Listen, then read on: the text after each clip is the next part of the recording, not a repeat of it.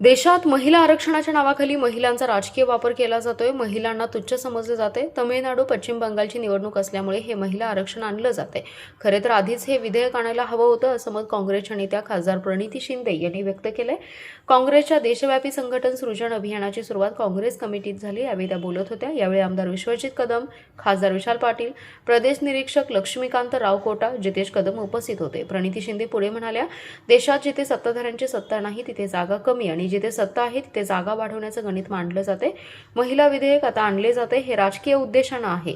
देशात संवादाचा अभाव असून निर्णय प्रक्रिया एकतर्फी झाल्याची टीकाही केली आहे. काँग्रेसचे कार्यकर्ते तळागाळात जाऊन काम करत आहेत. पराभव झाला असला तरी जनतेचा विश्वास काँग्रेसवर कायम आहे. खासदार विशाल पाटील म्हणाले, संघटनेच्या पदाला ताकद देण्याची आता गरज आहे. आम्ही देखील तेच धोरण राबवणार आहे. पुढे जाऊन कार्यकर्ते संघटनात्मक संधी मागतील अशी परिस्थिती निर्माण करू असं आवाहन केलं. त्या फक्त आमचं अधिवेशन सुरू होणार आहे, महिला आरक्षण म्हणतायत, पण महिला आरक्षणाच्या नावाखाली त्यांना डिलिमिटेशन आणायचं. महिला आरक्षण विषयच नाहीये खरं तर, पण त्याचा वापर करून नेहमीप्रमाणे महिलांचा वापर केला जातोय. जसं लाडकी बहिणींचा वापर केला जातो इलेक्शनच्या पार्श्वभूमीत, आता पण तामिळनाडू आणि वेस्ट बेंगॉलचे इलेक्शन असल्यामुळे हे आणतायत. 2023ला आणायला पाहिजे होतं, नंतर तेव्हाच पारित झालं आणि तेव्हा अटीतटी नव्हत्या. आम्ही म्हणत होतो अटीतटी नका ठेवू. आणि अशा वेळेस जर कोणी तुम्हाला विचारलं तर त्यांना आठवण करून द्या की काँग्रेस पक्षाने इतिहास रचला.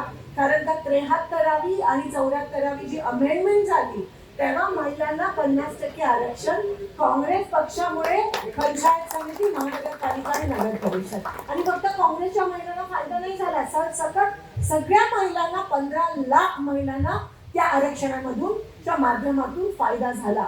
पण हे फक्त महिलांचा वापर करतात दुसऱ्या कारणासाठी, डिलिमिटेशनसाठी. जिथे त्यांची सत्ता आहे तिकडे सीट वाढणार आहे आणि जिथे त्यांची सत्ता नाही आहे तिथे सीट कमी होणार आहे. हा खरा त्या डिलिमिटेशनचा अर्थ आहे. डिलिमिटेशन आणि महिला आरक्षणाचा काळी मात्र संबंध नाही आहे. पण बघा कसा वापर केला जातो, महिलांना कसं तुच्छ समजलं जातं. महिलांचा वापर प्रत्येक वेळेस हा खोटा चेहरा हा लोकांसमोर एक्सपोज केला पाहिजे बीजेपीचा. एवढंच या ठिकाणी सांगते. तोटाजी, विश्वजित दादा आणि विशालजींना मनापासून त्यांचे आभार मानते. एवढं मोठं तुम्ही चांगली सुरुवात केली संघटन सृजनला. हे अभियान जे आहे ते यशस्वी हो अशी मी प्रार्थना करते. आपली रजा घेते. धन्यवाद.